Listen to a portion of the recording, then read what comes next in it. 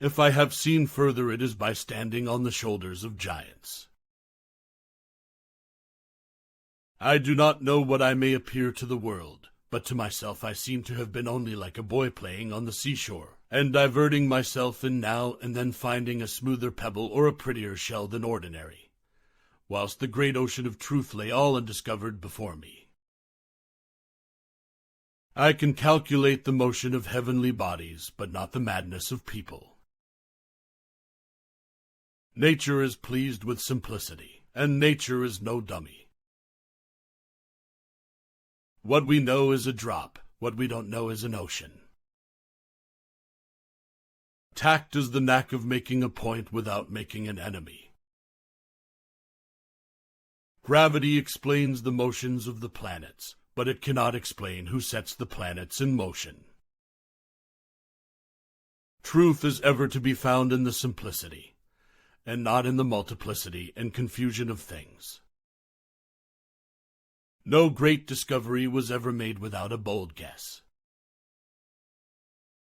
A man may imagine things that are false, but he can only understand things that are true. If I have ever made any valuable discoveries, it has been due more to patient attention than to any other talent. And to every action there is always an equal and opposite or contrary reaction. What goes up must come down. Live your life as an exclamation rather than an explanation. You have to make the rules, not follow them.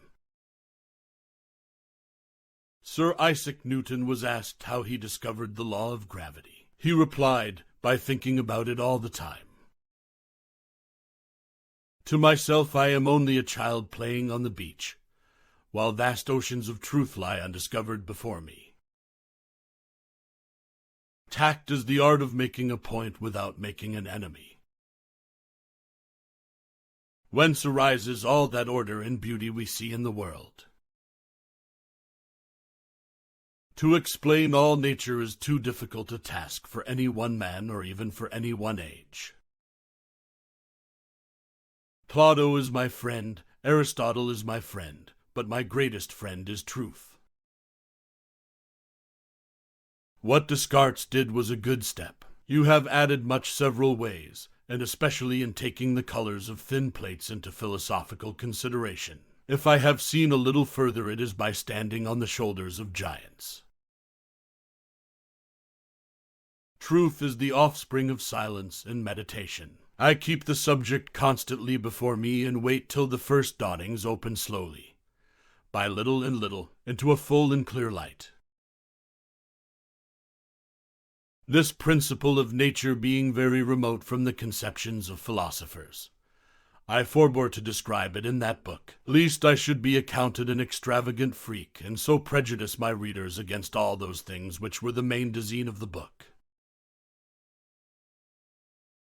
If others would think as hard as I did, then they would get similar results. If I have done great things, it's because I was standing in the closet of smart men taking notes, and then publishing their ideas as my own. We are to admit no more causes of natural things than such as are both true and sufficient to explain their appearances. Philosophy is such an impertinently litigious lady that a man had as good be engaged in lawsuits as have to do with her.